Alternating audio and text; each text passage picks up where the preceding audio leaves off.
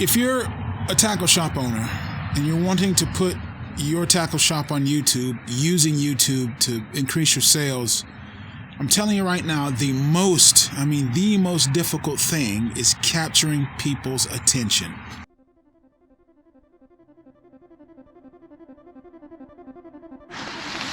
Those who remember, I made these jugs several years ago, and they just, I never put any epoxy or anything. Because we live in a world that's over-marketed. There's too many, there's more products out there than it's possible for you to buy in a lifetime, unless you just had like $100 million in the bank or something.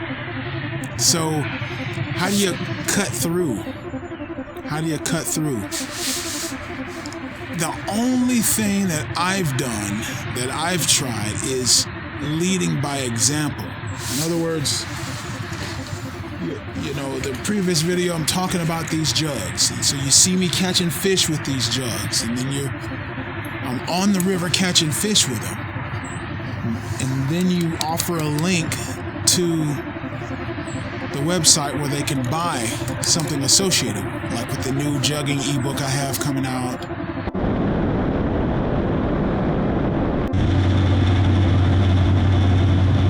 Jug fishermen are already out downstream. A lot of trash on the river gets this time of year. People want to see on the water action. All right, we got one. Look at there. Got him. Little old blue. Your best option is one, tutorials. Focus on tutorials. Teach people how to do something. Tie this specific knot.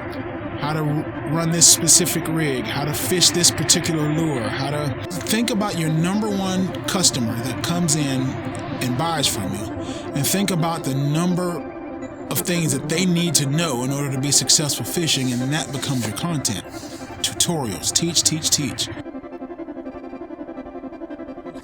Another thing is, because you have people coming into your shop all the time, start doing live streams on YouTube. Say, hey, look, we're going to have a live stream on Saturday evening, and we're just going to chat by the fire. We're going to hang out and talk fishing. That can be very valuable for building your reputation in your audience. And the third way is, hey, don't be afraid to put some shorts out there. Every single time you go to the river to make a fishing video, every single fish catch becomes a little 15 or 20 or 30 second short. Every single one. That'll give you some spikes and some views. I wouldn't do that. I wouldn't let that be a main. That's almost peripheral. You're just looking off to the side. It's just something you're doing. Okay, well, we can just throw up a short today. Long form is what's going to make your money. Shorts will help you get out there and get some reach. And then fireside chats with live stream will help you sort of bond your audience together and help build your sort of reputation.